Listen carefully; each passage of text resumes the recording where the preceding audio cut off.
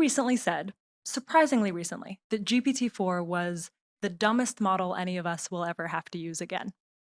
But GPT-4 can already perform better than 90% of humans at the SAT and the LSAT and the GRE, and it can pass coding exams and sommelier exams and medical Yeah. licensing. And now you just launched GPT-5. What can GPT-5 do that GPT-4 can't? First of all, one important takeaway is you can have an AI system that can do all those amazing things you just said. And it clearly does not replicate a lot of what humans are good at doing, which I think says something about the value of SAT tests or whatever else. But I think had you gone back to if we were having this conversation the day of GPT-4 launch and we told you how GPT-4 did at those things, you were like, oh man, this is going to have huge impacts and some negative impacts on what it means for a bunch of jobs or, what people are going to do. And, this is a bunch of positive impacts that you might have predicted that haven't yet come true. And so there's something about the way that these models are good that does not capture a lot of other things that we need people to do or care about people doing. And I suspect that same thing is going to happen again with GPT-5. People are going to be blown away by what it does.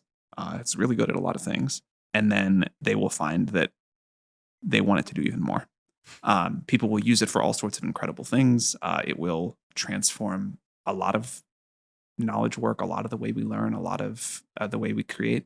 But we, people, society will co-evolve with it to expect more with better tools. So yeah, like I think this model is quite remarkable in many ways, quite limited in others.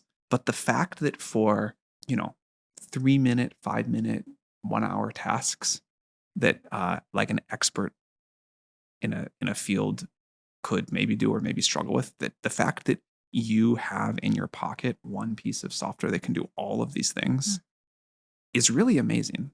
I think this is like unprecedented at any point in human history that a technology has improved this much this fast, and the fact that we have this tool now, we're like living through it and we're kind of adjusting step by step. But if we could go back in time 5 or 10 years and say this thing was coming, we would be like, probably not. Let's assume that people haven't seen the headlines. What are the top line specific things that you're excited about?